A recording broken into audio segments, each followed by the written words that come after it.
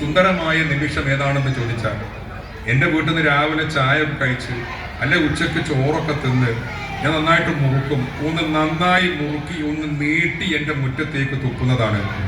ദുബായിൽ ചെന്ന് നോക്കുമ്പോൾ ഈ മുറുക്കിയാൽ എങ്ങോട്ടാണ് തുപ്പുക എന്നുള്ളൊരു ബേജാറ്, പോലീസ് പിടിക്കുന്നുള്ള ബേജാറ്. അങ്ങനെ ഒരു സ്ഥലത്ത് എത്ര പൈസ കിട്ടിയാലും നിൽക്കാൻ പറ്റില്ല. അദ്ദേഹം വാശി പിടിച്ച് നാട്ടിലേക്ക് വന്നു. ഞാനിങ്ങനെ ചിന്തിച്ചു, എത്ര നിഷ്കളങ്കനായ ഒരു മനുഷ്യനാണ് അദ്ദേഹം.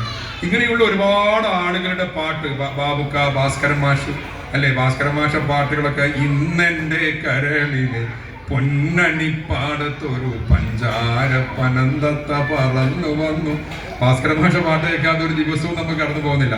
എത്രയോ പാട്ടുകൾ, വെളുക്കുമ്പോ കൂടിക്കുവാൻ പോകുന്ന വഴിവക്കൽ വേരിക്കൽ നിന്നവനെ കൊച്ചു കീലിച്ചുണ്ടൻ മാമ്പഴം കടിച്ചും കൊണ്ടെന്നോട് കിന്നാരം പറഞ്ഞവനെ.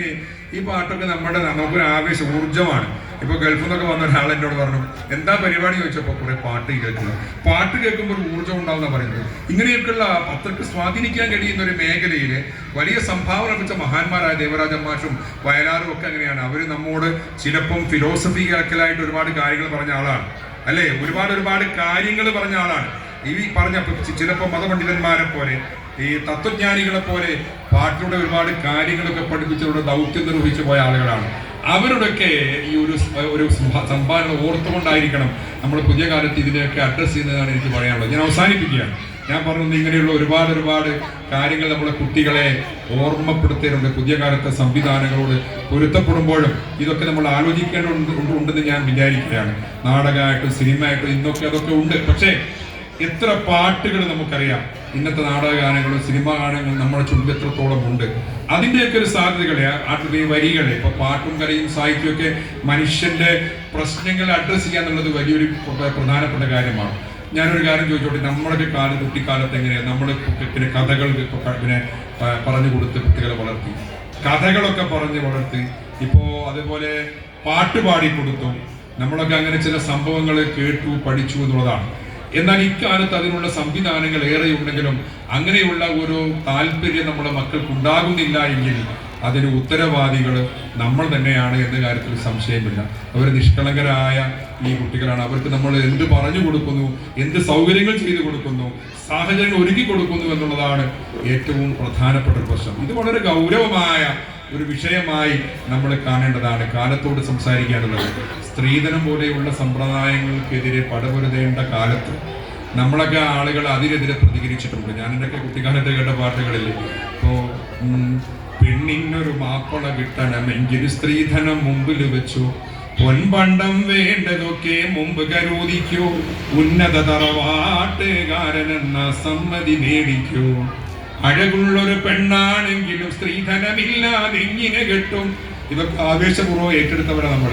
സ്ത്രീധനത്തിന് സന്ദേശം ഇബ്ലീസിന്റെ പിന്നെ കോട്ട എന്ന് പറയുന്ന ഒരു നാടകത്തിന് വേണ്ടിയിട്ട് സത്താർക്ക് ഒരു പാട്ട് പാടിയിട്ടുണ്ട്. ദുരിതം നിറഞ്ഞ ഈ ജീവിതത്തിനെന്നെ കരകേറ്റിത്തരണം പടച്ചോനെ, എന്റെ കരളിൽ കാനിയായ പൂമോളെ കെട്ടിക്കാൻ വഴി കാണുന്നില്ല റഹ്മാനെ.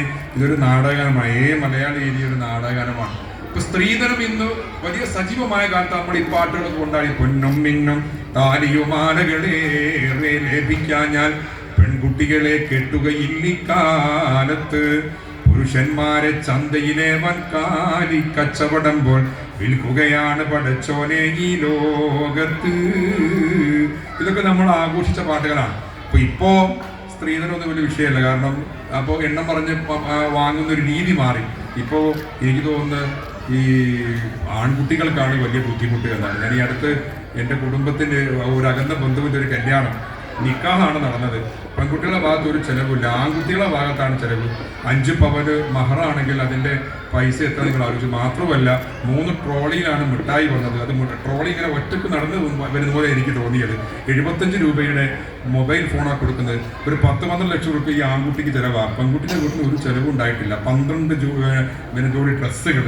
ഇതൊക്കെയാണ് ഇപ്പോൾ ഈ ആൺകുട്ടികൾക്ക് ബുദ്ധിമുട്ടായപ്പോൾ പാട്ടൊക്കെ മാറ്റി എഴുതേണ്ട ഒരു കാലമാണ്. ഞാൻ പറഞ്ഞത് കാലത്തോടാണ് ഇതൊക്കെ സംസാരിച്ചെന്ന് പറയാനാണ്. ഓരോ കാലത്തിൻ്റെയും സ്പന്ദനങ്ങളാണ് സാഹിത്യകാരന്മാരെ തിരിച്ചറിഞ്ഞത്. വെള്ളപ്പൊക്കം പോലെയുള്ള വിഷയങ്ങൾ നമ്മളൊന്നും സ്കൂളിലൊന്നും പഠിച്ചിട്ടില്ല. പക്ഷേ 924 ഉണ്ടായ വെള്ളപ്പൊക്കം, 961 വെള്ളപ്പൊക്കം, 906 വെള്ളപ്പൊക്കത്തെ കുറിച്ചൊക്കെ പാട്ടുകളുണ്ടായിട്ടുണ്ട്.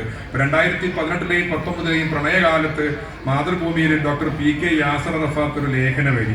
അദ്ദേഹം പറഞ്ഞത് ഇപ്പോൾ പുലിക്കോട്ടിൽ ഇതൊക്കെ ഇതിനെപ്പറ്റി പാട്ട് ഇപ്പോൾ കൊല്ലം 136 ഇതിൽ വെള്ളപ്പൊക്കം കൊണ്ടുള്ള ആപത്ത് പിണഞ്ഞല്ലോ വളരെ ഈ കാലത്ത് ഈ മലയാളത്തിക്കുറി വന്നതുപോലത്തൊരു മലവെള്ളം നമ്മന് മുമ്പ് കയറിയതാരും കണ്ടില്ല. ഇതൊക്കെ ഇങ്ങനെ ഒരു ചരിത്രം നമ്മളെ പഠിപ്പിക്കുക എങ്ങനെ സംഭവം ഉണ്ടായിരുന്നു എന്നുള്ളത്, മഹാന്മാരെ കുറിച്ച് ചരിത്രം പറഞ്ഞ അങ്ങനെയൊക്കെയുള്ള ഒരു തലത്തിലേക്ക് സർഗാത്മക ശക്തികൾ ഉയരേണ്ടതുണ്ട്. അതിനാണ് നമ്മളെ കുട്ടികളെ പേടിപ്പിക്കേണ്ടത്.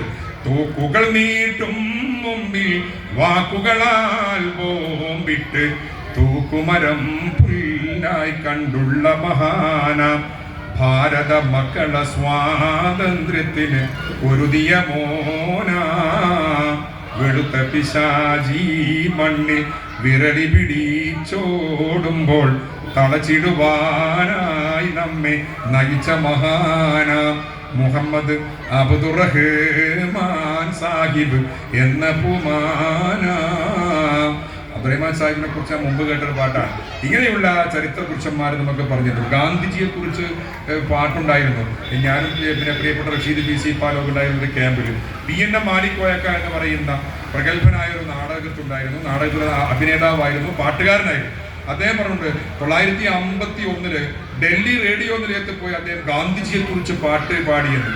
എന്തു ചെയ്യാം, നമ്മളിൽ ആർക്കും ഭാഗ്യവുമില്ല, ഇന്ന് നമ്മളാരും ആ മഹാനെ കണ്ടവരല്ല. ഇതൊക്കെ ഉണ്ടായിരുന്നു. ഇതൊക്കെ പുതിയ തലമുറ അറിയേണ്ട കാര്യങ്ങളാണ്. APJ അബ്ദുൽ കലാമിനെ കുറിച്ച് പറയുമ്പോൾ, ഗാന്ധിജിയെ അനുസ്മരിക്കുമ്പോൾ, നെഹ്റുവിനെ കുറിച്ച് പറയുമ്പോൾ, നവോത്ഥാന നായകരെ കുറിച്ച് സംസാരിക്കുമ്പോൾ നമ്മൾ ആലോചിക്കേണ്ടത് അവരെ കുറിച്ചൊക്കെ സമൂഹത്തിന് പറഞ്ഞു കൊടുക്കാൻ ഇത്തരം സർഗാത്മക സൃഷ്ടികളുടെ ആ സർഗാത്മക സൃഷ്ടികൾ ഉണ്ടാവേണ്ടത് ഈ ചരിത്രവും കൂടി രേഖപ്പെടുത്താനാണെന്നുള്ള ഒരു ധാരണ പുതിയ തലമുറക്ക് ഉണ്ടാവേണ്ടത്. ഞാൻ അവസാനിപ്പിക്കുന്ന ഒറ്റ കാര്യം കൂടി പറഞ്ഞുകൊണ്ട്, ഇന്നത്തെ കാലത്ത് കലയും സാഹിത്യ സാംസ്കാരിക രംഗത്തെ പിന്നെ പ്രസംഗങ്ങളും എഴുത്തും സൃഷ്ടികളും ഒക്കെ ജനങ്ങളോട് പറയേണ്ടത് മനുഷ്യർ തമ്മിലുള്ള ബന്ധങ്ങളെ കുറിച്ചാണ്. ഞാൻ എൻ്റെ നാട്ടിൽ സ്കൂളിൽ പഠിച്ച കാലത്ത് എൻ്റെ ഗളിക്കൽ ഗവൺമെൻറ് UP സ്കൂളിലെ ഈ മുഴുവൻ കുട്ടികളെയും എനിക്കറിയാം. എൻ്റെ ക്ലാസ്സിൽ പഠിക്കണമെന്നില്ല, എൻ്റെ മുതിർന്ന ക്ലാസ്സിലോ എൻ്റെ താഴ്ന്ന ക്ലാസ്സിലോ പഠിച്ചാൽ അത് പറഞ്ഞാൽ നാട്ടിലെ മുഴുവൻ ആളുകളും എനിക്കറിയാമെന്നാണ്. നിങ്ങളെ ഈ കണ്ടൂത്തുപാറ PC പാലം ഇങ്ങനെയുള്ള ഈ പ്രദേശത്ത് എനിക്ക് ഉറപ്പുണ്ട്, നിങ്ങൾ ഓരോരുത്തരെയും വീട്ടുപേര് പറഞ്ഞാൽ ഇന്നാളുടെ മക്കളാണെന്ന് മുതിർന്നവർക്ക് പറയാൻ സാധിക്കും. എനിക്കും ഒരു വേള എൻ്റെ നാട്ടിൽ പറയാൻ സാധിക്കും. ഞാൻ പൂർണ്ണമായിട്ട് പറയില്ല, കാരണം ഞാൻ പലപ്പോഴും നാട്ടിലുണ്ടാവാറില്ല. എന്നാൽ ഇന്ന് ഓരോരുത്തരെയും അച്ഛനെയും അമ്മയും ഉപ്പയും ഒക്കെ നമുക്ക് പറയാൻ സാധിക്കും. എൻ്റെ വീടിന് ചുറ്റുമുള്ള 10 വീട്ടിലെ കുട്ടികളെ പേര് എൻ്റെ കുട്ടികൾക്ക് പറയാൻ പറ്റില്ല, പഠിക്കുന്ന സ്ഥാപനം പറയാൻ പറ്റില്ല, ക്ലാസ് പറയാൻ പറ്റുന്നില്ല. എന്നാൽ ഈ സദസ്സിൽ നിങ്ങളെ വീടിന് ചുറ്റുമുള്ള ഒരു 25 കുട്ടികളെ പേരും അവർ പഠിക്കുന്ന സ്കൂളും ക്ലാസ്സും ഒക്കെ കുട്ടികൾക്ക് പറയാമെങ്കിൽ ഞാൻ അവരെ ബഹുമാനിക്കും. കാരണം പരസ്പരം അറിയാതെ, തിരിച്ചറിയാതെ, നാട്ടുകാരാണെന്നറിയാതെ, കുടുംബമാണെന്നറിയാതെയാണ് നമ്മൾ വളർന്നുകൊണ്ടിരിക്കുന്നത്. കുട്ടികളൊക്കെ ഇപ്പോൾ പുറത്തൊക്കെ വലിയ സോഷ്യൽ മീഡിയ വളരെ ക്രിയാത്മകമായി ഉപയോഗിക്കുന്നവർ. ഇപ്പോൾ അച്ഛൻ്റെ, മാതാവിൻ്റെ, പിതാവിൻ്റെ ഒക്കെ കുടുംബത്തിൻ്റെ വാട്സപ്പ് ഗ്രൂപ്പുകളൊക്കെ ഉണ്ടാവും. കസിനാണെന്ന് കുടുംബം, കസിൻ കുട്ടികൾ പറയാം. എങ്ങനെ കസിൻ എന്ന് പറയാൻ പറ്റും? എനിക്കിപ്പോൾ എൻ്റെ കുടുംബത്തിൻ്റെ പേരുകൾ കുറേയൊക്കെ പറയാൻ പറ്റും, ഞാൻ മൂത്ത കുട്ടിയായതുകൊണ്ട്. ഇവിടെയുള്ള പഴയ ആളുകൾക്കും പറയാൻ സാധിക്കും.